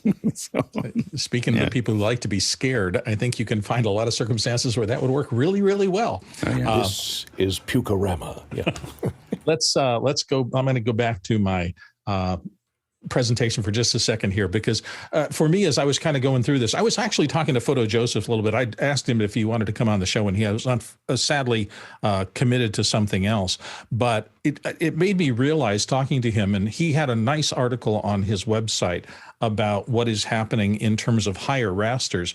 Because for me, if I'm starting with a regular 16:9 and I start to try to produce these things on top of that base in my NLE, you get this problem problem of things just keep getting smaller and smaller as you punch out the center or the vertical or anything else. So one way, then he was talking substantially about this, is to just continue to make your raster as big as you can, to the point where your shooting format has a lot more resolution. And that means when you do these center punches, you're left with a lot more. If you just start out with the basic resolution of your camera and your workflow without making any changes to it, you risk getting into low resolution as you blow up to make these things viewable on a phone or anything else. So that was one of the tips that he talked about in his article.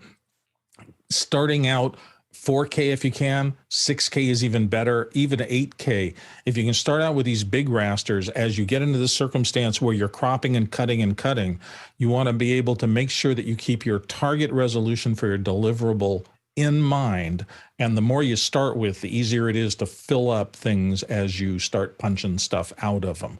Let's go on to our next question here. Next question in from Sky Gleason in Seattle, Washington. Could we talk about the words of aspect ratio like raster and pixel? Sky, do you want to start us off? Well, we've basically been doing that for the last 5 minutes. But what confused me early days was coming from print and the difference between 72, 150, 300 DPI, because that was what I was coming from in PageMaker and Quark and all of that. So I was confused until somebody said, no, video is always 72 dots per inch. So I guess I'm trying to stop the confusion about what is a pixel versus what you just talked about with regards to your density of your volume, because you're going to be punching into a shot. So yeah, and broadcast TV used to be 72 dots per inch, but I think that is falling by the wayside as we get these bigger and bigger sensors, more and more dense sensors. You see in still cameras, 16 megapixels, 32 megapixels, 128 megapixels. I mean, the rasters that these chips are able to capture now are more and more dense, giving you more and more options to cut out things. And a lot of us who work in video now, if we're shooting 4K and we're delivering in 1920, 1080 and HD, you have a chance to push in a good little bit without losing any resolution, because you got the resolution in the actual raster to be able to blow it up without losing anything too much. Next question. We need to burn through a couple of these at least. Douglas Carmichael is here. When producing mobile-first content, how do you manage setting up blocking your scenes for a vertical aspect ratio? So there are actual guides that you can get to.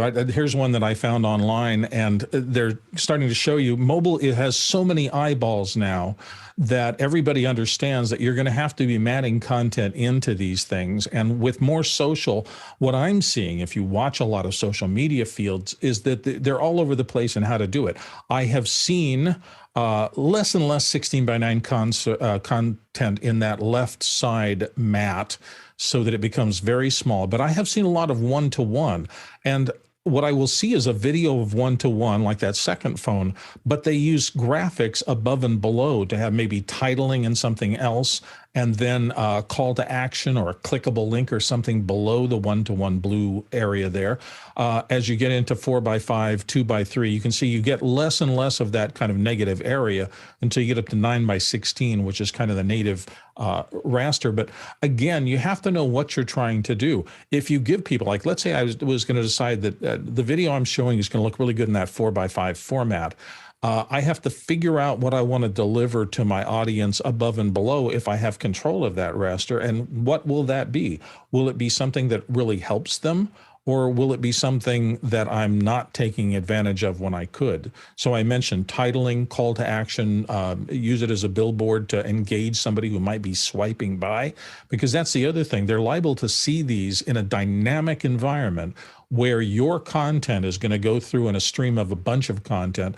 And if there's not something about your content that really attracts their attention as they're going by, they will go by. And if you're trying to get eyeballs, and particularly if you're trying to capture their attention and then direct them to something else, whether that's sales oriented or whether it's just you want them to come back, subscribe to your content, maybe help you build a channel or something like that, all these things kind of are in play about this. Sky's going to weigh in, and so is Courtney. Sky? Well, I know in Mad in the Kitchen, we were shooting inside the app for TikTok and Instagram, and we would have to shoot separate takes initially because while I had the Blackmagic, it just became more efficient to shoot inside of their universe to begin with. So that was a solution. Not the best, maybe, but that was repetitive in the way we solved that. Yeah, absolutely. Douglas. Oh, I'm sorry, not Douglas, Courtney. It depends on unfortunately, there's not a standard on what to do with the slack area above and below the image, or whether to move the image to the top and just make it below the image, or whether to center it and use it. I mean, it could be used, as you said, for subtitles, or it can be used. Media controls are the obvious choice as to what to put in there, so that you have play, pause, fast forward, etc. Your media controls over playing the video can be down there. Volume control, on-screen volume control, that would be handy to have, and they can stay persistent without impinging on your vital media space. So that would be good, but not all phones or distribution formats allow that. So if they could just get together and establish a standard on, okay, media controls will always be at the bottom on a square aspect ratio, on a 9:16 aspect ratio, that would be great, but there don't seem to be any standard. Yeah, we're going to take a couple more questions, then I'm going to try to move into the subject of what the current nonlinear editing tools are doing to try to help us manage having one piece of content shot and turning it into the other aspect ratio. So if you shoot wide and you have to deliver tall, there are more and more intelligent tools that help you do that. But for right now, let's go to the next question. Roscoe Jones in Brea, California. Roscoe asks, are non-square pixels completely gone? That was a thing back in the early days of digital video, and because 720 by 480 was one of the formats and 640 by 480 was the common raster for television, it just worked that way in digital, and you had to actually adapt one to the other. So non-square pixels, if not handled correctly by your nonlinear editor, your software, anything else, you could get a stretched or squeezed picture. Jason, you want to dive in on this? I hate to be that guy, but don't forget that a voxel is a 3D pixel, and that technically is not square. No, sorry, go ahead. Oh, gosh. You really want to get us deep into the weeds. Alex. Yeah, and the non-square pixels, I think for most of us are a thing of the past. You're going into broadcast, but you do have to be aware of it if you're going to sometimes other countries. There's still some stuff that's floating around that way, and if you get some footage, knowing that it's going to be a non-square pixel and that it may need to be recorrected to get back out of that. And I believe it was 720 by 540. I think 720 by 480 was or 486. But I think that the full raster there was 720 by 540. As far as the full that was being stretched back out, what I was going to say is that we still have anamorphic. So anamorphic is still you could kind of consider that to be a non-square pixel in the sense that we're shooting something and everything is squeezed together that's expected to be pushed back out as a widescreen. So that's still floating about. Yeah, for those of you who might not have heard the term, that's a special lens that takes a widescreen field of view and collapses it into a less widescreen field of view optically. So if you want to have if everybody looks very thin if you play that back wrong, because the playback system is expecting it to stretch it back out. And you'll see that a lot of times a lot of my test signals will often have circles in them. And the reason that we put circles in the test signals is to know whether it's being projected correctly, to know that if that looks squeezed or open, it's just easier to know for a circle, you have very little change and a circle will not look right. So that's why we use it. Yeah, it makes perfect sense. Courtney. Yeah, I think non-square pixels went away when we got rid of CCD triple imagers, red, green, and blue separate imagers combined through a prism or split from a prism. When they went to single chip cameras, we went to the Bayer filter, which looks like that, which they're square pixels, but there's more green pixels than there are red and blue pixels. There's twice as many in the typical Bayer layout. So you don't necessarily end up with an exact ratio of red, green to blue as the same. And, that affects your keying quality. And luminance is usually carried in green for that reason. You know, we think, and I don't see it getting any simpler as time goes on, because again, you have these cameras now that can inexpensively capture a lot of pixels, and there are a lot of different people with a lot of different use cases who want to deliver those pixels in a whole bunch of formats, and who knows what comes next. I'll never forget going to see Dark Side of the Moon from Pink Floyd, and they were projecting circular, you know, compelling content in a circular screen, even back then in the mid 70s or the late 60s. Next question. From Graham Cardwell in Belfast, Northern Ireland, rookie question, what is pan and scan? Mitchell, you want to take a shot at this? Sure, there's a couple of different examples of it, but Ken Burns did one of them where you're trying to place an image into a 16:9 aspect, and you basically have to move that image to fit. So you're either zooming or moving or scanning or a combination of both to keep the frames from shooting off the sides. And probably the most notorious version of pan and scan is way back when they used to show How the West Was Won, which I think was Cinerama. It was a very wide format shot, and there'd be like two people talking. You couldn't put them both on the same screen because the image was like way over in the left and way over on the right. So they had to pan and scan, move the framing to accommodate the old 4:3 aspect ratio of standard def TV. That was probably the most strange, as I recall, seeing panning and scanning going on. Sky. I actually got paid to do that exact job. I was that had to make that happen. And it was, again, cinematographically. You're the guy who pan and scanned How the West Was Won? Not that specific movie. Oh, okay. But there was a movie that CinemaScope. Well, no, just even 16:9. But the delivery request was also in 4:3, which then required me to take the people that were standing on either side of the image, and just when they were talking, I would have to move the lens back and forth inside of a 4:3 space, because that was the final delivery for Sony affirmed. And this is not just historical. That's exactly what we might find yourselves doing if you have that 16:9 horizontal original content and somebody has asked you to make it mobile friendly so that it's 9:16. You've got to figure out, where do you want to direct the audience? What part of this scene can they watch? Because they can only watch a vertical slice of the whole thing. Or shoot so that everything's in the center, which makes things boring. So yeah, which is what my little center square thing, that was the point of it. There will be a crossover, and that is pretty safe in terms of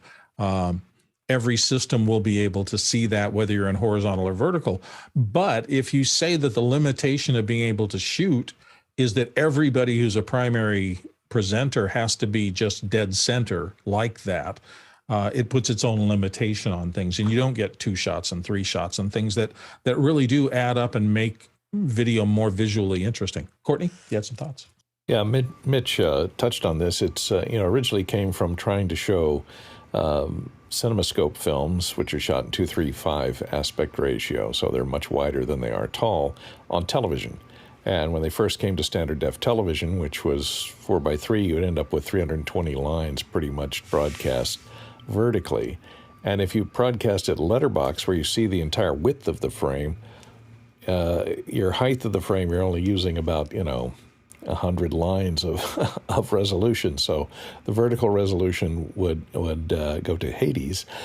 So they came up with pan and scan. So it would take a center cut, so you would take the full height of the standard definition raster and pan, and you'd have to tediously go in and optically, at that time, since it was a chemical process, optically reshoot the picture from CinemaScope, and mechanically move the image area back and forth depending upon who was talking. If you had a 2-shot with people facing each other, you'd end up with just their noses, in the frame, and a blank area in between. Did you do that optically? Just take the space out between 2 people that the director had put 5 feet apart and make them 1.5 feet apart? No, because you'd always have a seam in the middle where the piece that's removed would be obviously visible. So the result was to not physically, in some of them that are done bad, actually you see this mechanical optical move, because they couldn't ease in and ease out very easily, so it just kind of goes if it moves back and forth, or typically they'll just cut back and forth between the left side of the frame and the right side of the frame. So they'll change the composition from a single shot into cutting back and forth between two profile shots, which is not really good anyway. So there was cinematographers and directors, had a huge campaign against pan and scan, and that brought about more letterbox usage. But that was primarily once we went to 16:9 aspect ratio with high definition television, where we have a lot more definition in the vertical size. So, and we have a wider aspect ratio. So there's still letterbox because 235 isn't 16:9. You still end up with black bars at the top and the bottom, but you don't lose as much of that vertical resolution as you did before with standard definition. Mitch, you had another thought? Yeah, just another point on that sort of adds what Courtney said on how the West was won. It was projected with multiple projectors. So you had these seams to deal with also in the middle of the transfer to video. So you had 4 to 3 and the seams from the 1 to, I think there were like up to 3 projectors that were involved. And I think it was the Cinerama. I think Courtney could tell us much better. Cinerama was 3-strip. And it wasn't a square aspect. Each camera had more of a vertical aspect ratio on it. Yeah. If you look at those, the original A, B, and C cameras, they're designed to be feathered over, and they actually had mechanical shutters in front of each projector that would feather out the projection image. They were set a few feet in front of the projector to give you that soft edge blending between one projector and the next projector. And it's... I've seen How the West is Won projected in the Cinerama Dome in 3-strip Cinerama, and it's quite a feat to do that. It requires 3 projectionists and 3 cameras running in sync with platters so that they can handle the length of the film because there's no real changes. Otherwise, you would need 6 projectors to project it. There we go. And they also would run that at 16:9. You can see it on a DVD or on a video on demand. At 16:9 with big letterboxing and then working those seams in. It's not perfect, especially at that resolution. It looks. I've seen a print of it recently, and they've done digital seam blending, and it looks really quite good. Only if there were problems with the camera where there was, something in the way or something impinging, a bug on the edge of the frame or something in front of the glass. Do you see it? They blend it pretty well these days. All right. Well, we've been on this for a little bit. Let's sneak along, though I will make the note that if you have any questions, pop them in. If we run out of questions, we run out of questions. Next question. Douglas Carmichael. Many IMAX Dome theaters offer gamers the opportunity to play games on the Dome screen. Wouldn't that create motion sickness if the game isn't created for a Dome? Mitch Hill. Yes.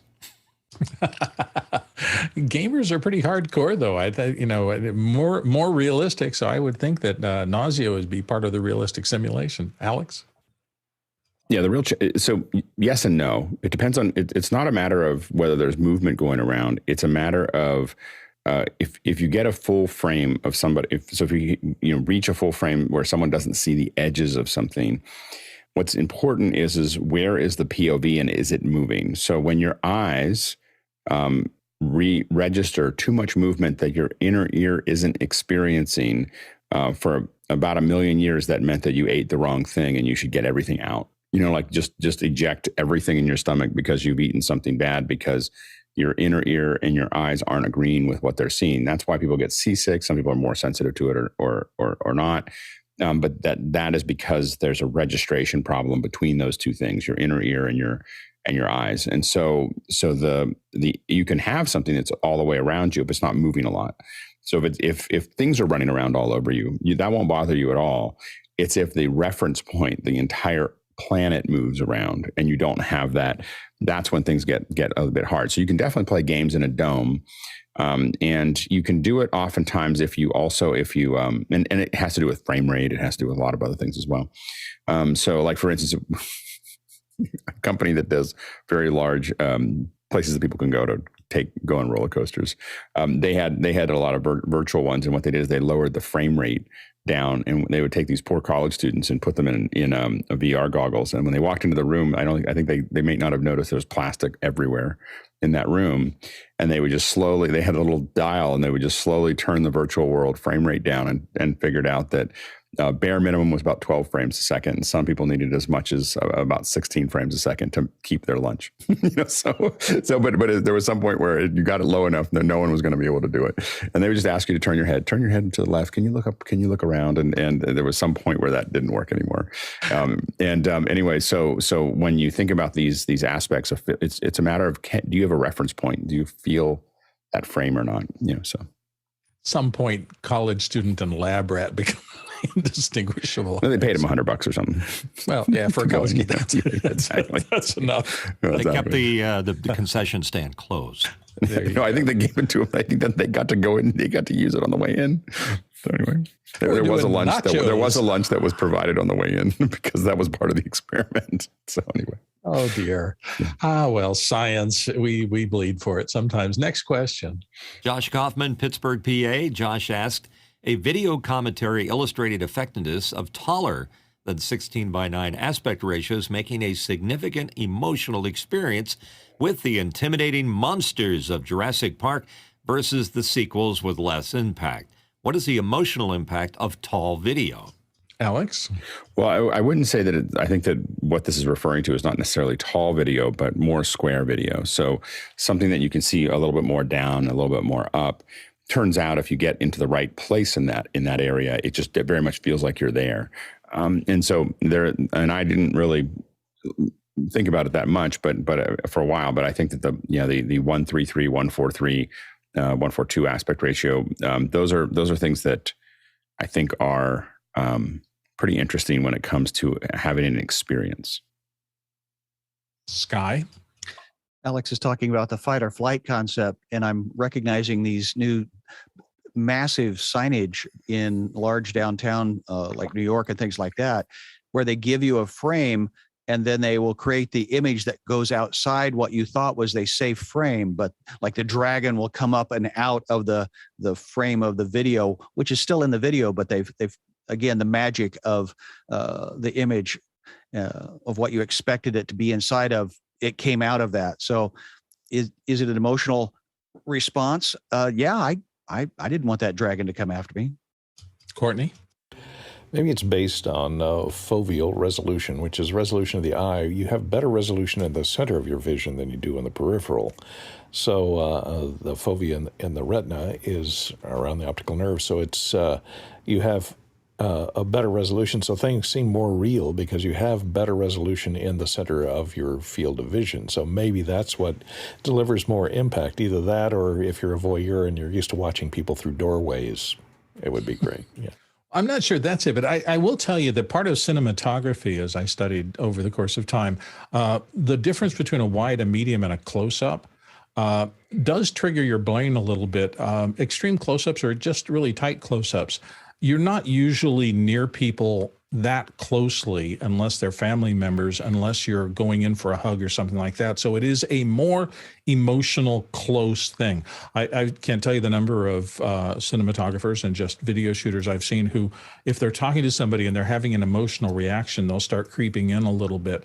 And it's kind of like you're almost approaching, you're getting past that barrier and seeing a more intimate view of that person's emotions and reading the cues easier to an actor who might be portraying sadness or something like that. So that's always been a part of the language of film. The closer you are, the more intimate the feeling, the farther away you are, that puts distance between you and the person, because that mirrors real life, who you get close to, who you allow into your personal space and that sort of thing. Next question. From John Preto in Las Vegas, and on the panel, what do we ponder will be the aspect ratio of choice once we all get our Apple glasses? That's going to be an interesting thing. They've been talking about them for so long, and everybody is so curious. Alex, thoughts? Yeah, I think that there's a high probability that it'll be something like 1x1, which is 180 degrees. So I think that they're going to be targeting for most of those things. So, Sky? I misread the question. I'm realizing that, well, Alex pointed out that 24 frames a second in film was based on economy. The celluloid cost was a silver, and consequently it was very expensive. So they wanted to give you the most real experience they could with the without the 48 frames or the 140 frames a second, and that has now been eliminated with digital. Consequently, there are entire countries that have only ever seen 48 frames a second. They're getting the real experience at like a video game. They don't know what 24 frames is. So I'm wondering if we will be beholding to Apple to take us to that next iteration of experience, because they don't tend to hold on to the old things. They let the 3.5-inch floppy go. Courtney? I think they will go for a wider aspect ratio to better fit, if it's going to be augmented reality, you want it to, you want the active part of the augmentation to overlap your entire field of vision. And if you just look out your eyeballs right now, everyone look out your eyeballs right now. Your field of vision is much wider than it is tall. And so I think they will probably try and match your field of vision. So I think it will be a wider aspect ratio than a taller aspect ratio or a square aspect ratio. John? So I think Alex and I both had like 3 21-inch CRTs on our desk in the olden days, and now we've got 6 or 7 LCD screens. I'm looking forward to getting rid of all these screens and have glasses only. But if I can look around in 360 degrees with my glasses on, I've got a lot of real estate to deal with. So it's going to be interesting. Yeah, my surmise, and I'm purely guessing here, is that it'll be more augmented reality than replacement reality, in terms of the fact that if you're, walk into the grocery store, you won't see anything different. You'd be essentially looking through clear glasses. But if you say, "Hey Siri, show me prices," you will be able to, I assume, that the system will read the near field chips on things and show you pop-ups of prices and things like that, and maybe say, "Show me only the products that are on sale," and it'll collapse to just the ones that have special pricing for this. I think there's so many options when you tie an intelligent system into something that people are going to be living with, wearing when they're doing certain chores, that I don't think we fully know. I think that's why it's taking in part so long, trying to figure out how do you get it to be not annoying, so that it's not, every day is Las Vegas and there are things popping up everywhere and driving you crazy. And where does it become a real servant to the person who's using this technology? The ping, and you look at your watch and it says blood pressure is a problem, already is telling you that there are a lot of ways that this information can really help people protect and live better lives. I'm hoping that whatever they're doing with glasses, they're thinking in those same kinds of areas. Sky has another thing. Well, 10 plus years ago, I'm sitting watching cable television, and the University of Washington had Bill Gates talking to a bunch of computer people at the university. And he says, I don't know why people are all excited about screens. How about we just plug into the back of the retina? So, John, maybe there's your biotech for it. Well, but again, the interesting thing is that there's not. We think of like, oh, what's coming out of the back of our retina would be something that looks like video, but it's an enormous amount of random stimulus. Not random, but it's an enormous amount of data that it takes us months. It takes us a time before we're born and after we're born for it to resolve itself. It takes years for the brain to learn what that means. What all that data means. And so it's not like it's not like a sensor. But it has to figure all of that stuff out. Over literally both on either side of birth, as well as into a couple of years for it to fully get it. But in the first couple of months after someone's born, their brain is figuring out what all this stuff means and turns it into a 3D symbol. And before that, it's just a lot of random data. So, taking something from the eye is way more complicated than it sounds. Yeah. So you're saying there's a chance? Yeah, exactly. Mitchell? Well, there's some things to be considered. And to Alex's point, our frontal vision, or what's in our focal range right here, we're able to examine things. So, as we evolved and we were living out on the Serengeti or on the plains, we would take something and examine it and have the best resolution here. But while we were doing that or drinking some water, something may be creeping up on us on our peripherals. So there's probably a whole different trigger mechanism for something that we see in our peripheral vision, because it could be danger, and our brains have been wired to deal with that. And don't forget the effect of sound on that, because you would hear something creeping up on you as ahead of even seeing it.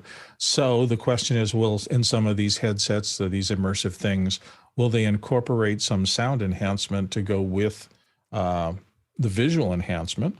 And, you know, maybe it's just I can choose to put in my AirPods with my Apple glasses or not. I'm, again, totally guessing about what form that might take, but a lot of interesting things coming up. Courtney, you had some thoughts? Yeah, there's an additional thing to think about in head-worn augmented reality, because not only do you have to track your head movement to stick images to your field of vision and make it look like the image that you're seeing is out in the real world, but you also have to track your eyeball movement, because you can hold your head still and move your eyes to the right and look to the right or look to the left without moving your head. So if you have a gyroscopic sensor in the glasses that, you know, detect where you're moving your head and corrects your field of view to match your head movement in the real world, you know, that's one thing. But you have to track your eye movement as well, because the sensor that's reading your eye movement isn't fed into the system unless you're actually looking at the pupils of your eyes and tracking them and taking that movement into consideration as well, which I think they're doing with the Apple glasses. We won't know until we see them, but that makes it a far more complex issue to deal with, because you got your eyeballs moving within your head, which is moving within another 3D space. So. There's so many possibilities. I'm thinking, you know, is somebody someday going to be in a living room talking with the person they're dating, going, John, I've gotten the readout and your eyes are starting to track children more. Are you interested in getting married and having a family? You know, at what point do you stop this constant tracking of people? It's a fascinating thing. These technologies all change what happens out in the real world. Let's move on to the next question. Roscoe Jones in Brea, California. Roscoe asks, how does raster relate to 422 or 420 sampling of individual pixels? Do we need 444 to manipulate the image to a different aspect ratio? And Alex? The short answer is no.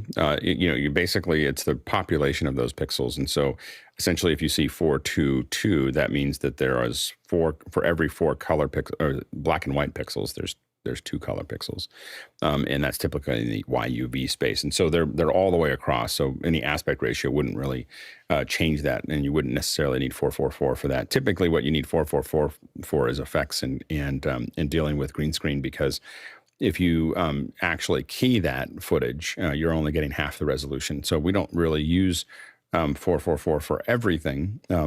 Anything that's saturated colors, or lots of colors that are going to be interacting with each other with fine lines could be something that you want 444. So for graphics and so on and so forth, for standard, the world around you, 422 tends to work pretty well, and it shouldn't make any difference based on the aspect ratio. There you go. Looks like we have one more question. It may engender a little discussion. So if this is the last one, this is the last one. Go ahead, Mitch. Here we go. It's from Josh Kaufman, Pittsburgh, PA. The LUMIX S1 camera features open gate in the form of, for larger than 4K, 6K 5952 by 3968 3:2, 24p progressive, as well as 5.4K 5376 by 3584 3:2, 30 frames progressive modes. Both are 420. Is this the key to recording safe for any aspect ratio media? And Alex is going to start us out. It is. It's that compressed format, 420. That's you don't have a lot of color data there, so that would be the only thing that I would be concerned about. But as far as capturing it, yeah, I mean, a lot of these chips are 2x3. It's just the way the chips are built, and so they don't. For a long time, they didn't give us the option. They just we put out 16:9 because that's what everyone's using. But people were like, I want the whole frame. So they do that. A lot of the resolution is also based on frame rate and what they built into the camera and what the camera can handle. So those sizes have to do with the reason it's changing size is because the processing inside the camera can't handle a higher frame rate at that resolution. Sky. The recent Mad Max that the camera, the DP was brought in after the original DP because anyway, some political issues and creative choices. But the DP that did the current Mad Max was told by the director, just keep everything in the plus on that crosshairs, keep the person in the center, because they were going to fix everything in post. So consequently, that aspect ratio means you don't want to frame the shot to way that you think, or the DP would want to frame the shot the most beautiful way possible. No, you just want that big frame around the entire outside with the star, with Charlize Theron in the middle all the time, because you're going to fix her and pan her and scan her in post-production. Well, and this is part of why thinking about exactly these kinds of things. I mean, I was thinking about office hours, how we're center framed, because in post, these are going to be potentially 3-ups and 2-ups, and our left and right will be cropped, and we'll have to be in the center. And as we shoot more into the future, how much do we have to pay attention to where we're going to deliver, and does that change the aesthetics of how we do camera shots? It's a very important question, because once you shoot it one way, if you decide that you're going to go shoot 16:9, and as we've spoken before, you have a dinner table conversation, and it's a he said, she said kind of scene, and you put them at the far margins of that, and you frame them so that the candelabra and the table is the center of the shot. How are you going to deal with that when you go to vertical video? It's possible to do, and there are tools to do it, but without thinking about it, it may be time to say, do I need to loosen this shot up because I have the resolution where I'm going to be able to push in, and maybe I need to leave enough margin on the outside so I could turn those rasters, I turn those aspect ratios into 2 separate shots because I have enough resolution in the master to make 2 16:9s out of it. And do you have enough budget in post-production that you've scheduled to make that happen, and the talent to do that for you? So do you have enough storage, and everything else goes into this? It's not an easy question.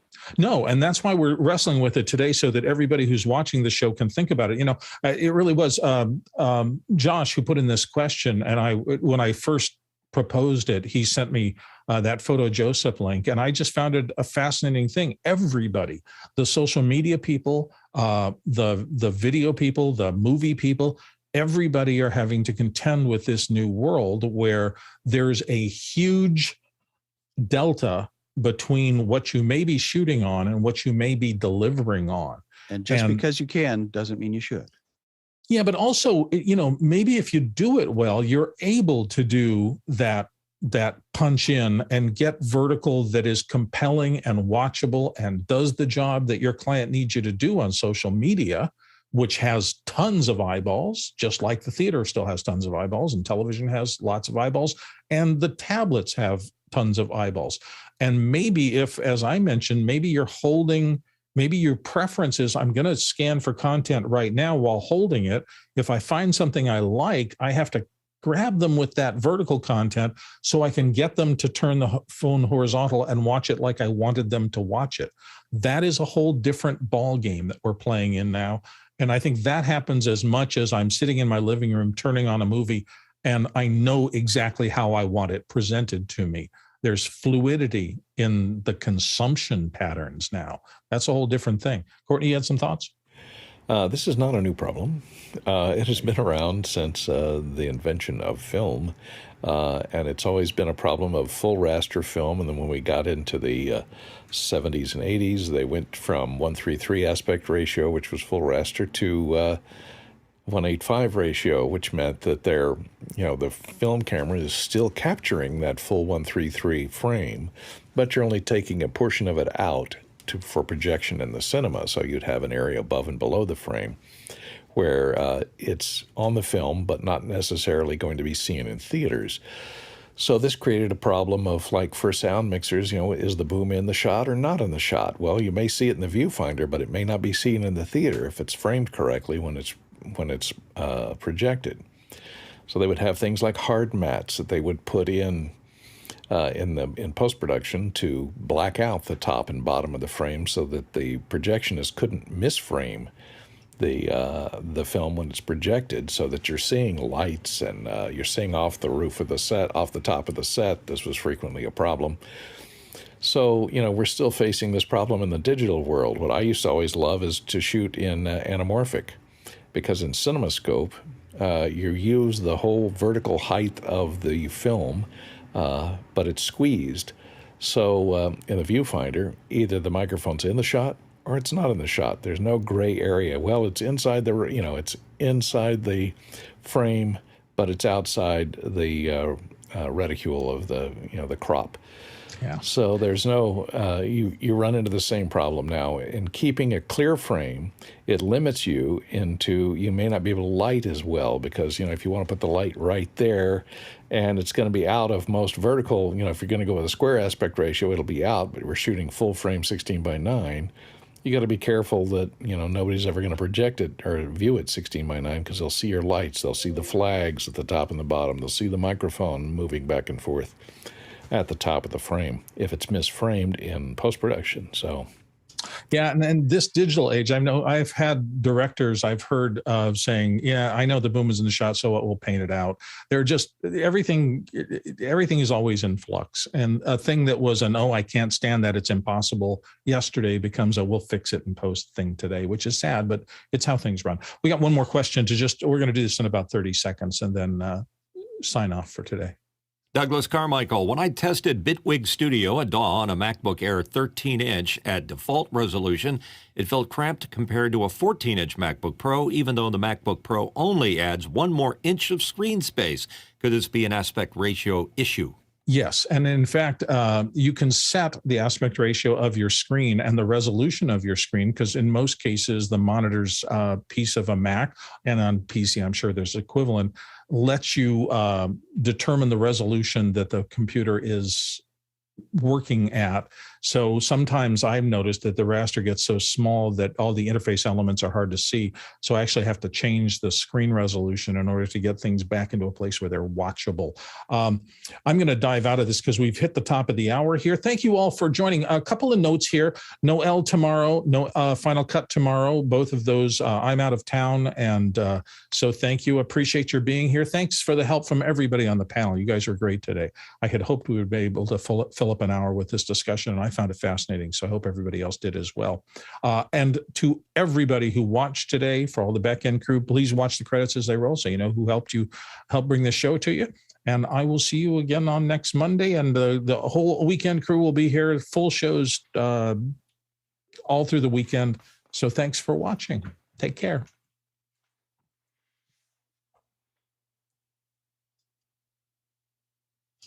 Thank you, everybody. Yeah, it was pretty good. Yeah, interesting.